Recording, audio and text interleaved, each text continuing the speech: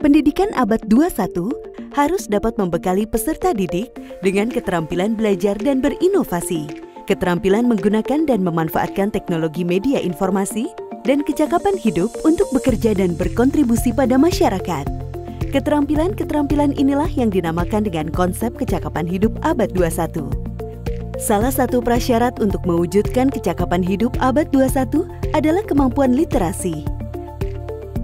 Asesmen kompetensi minimum atau AKM dirancang untuk mengukur literasi membaca dan literasi matematika atau yang disebut numerasi.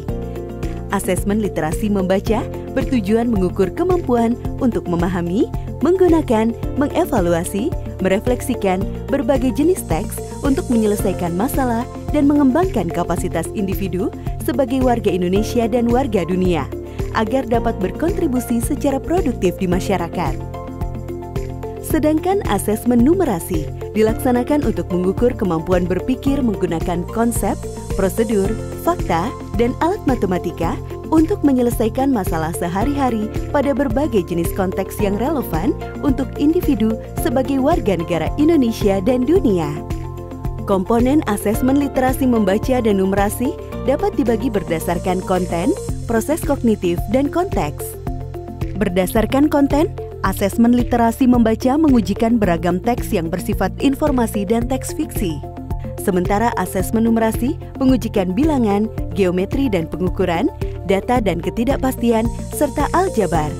Berdasarkan proses kognitif dalam asesmen literasi membaca, murid diuji kompetensinya dalam hal menemukan informasi, menginterpretasi, dan mengintegrasikan isi teks, serta mengevaluasi dan merefleksikan isi teks dengan konteks lain di luar teks.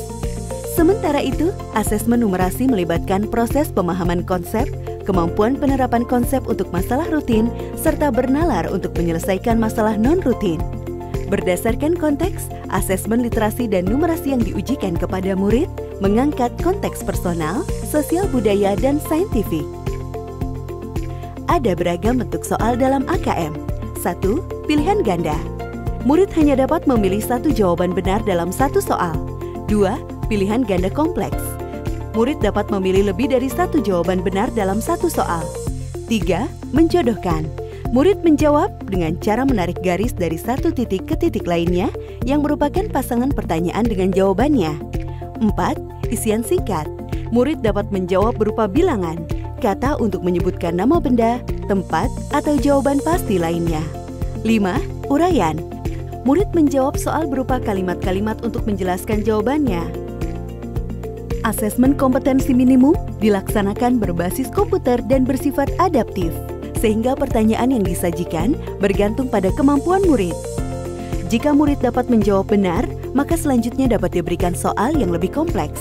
Sebaliknya, jika murid menjawab salah, maka soal berikutnya adalah soal yang lebih sederhana.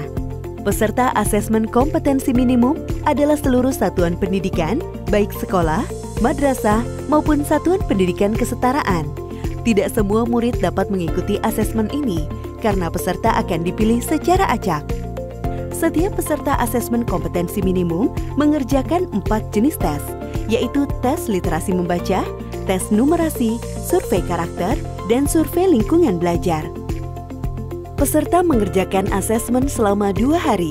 Untuk jenjang SD atau MI dan paket A, asesmen dilaksanakan selama 75 menit per sesi tes dan pengisian angket selama 20 menit. Untuk jenjang SMP atau MTS dan paket B, serta jenjang SMA atau MA, SMK dan paket C, asesmen dilaksanakan selama 90 menit per sesi tes dan pengisian angket selama 30 menit. Hasil asesmen nasional tidak ditujukan untuk individual murid. Laporan hasil asesmen ditujukan untuk level sekolah dan daerah. Laporan ini digunakan sebagai alat refleksi diri sekolah untuk perbaikan pembelajaran. Laporan AKM juga tidak relevan untuk membuat pemeringkatan sekolah. Dengan asesmen kompetensi minimum literasi dan numerasi, kita siapkan para penerus bangsa yang mampu menghadapi abad 21.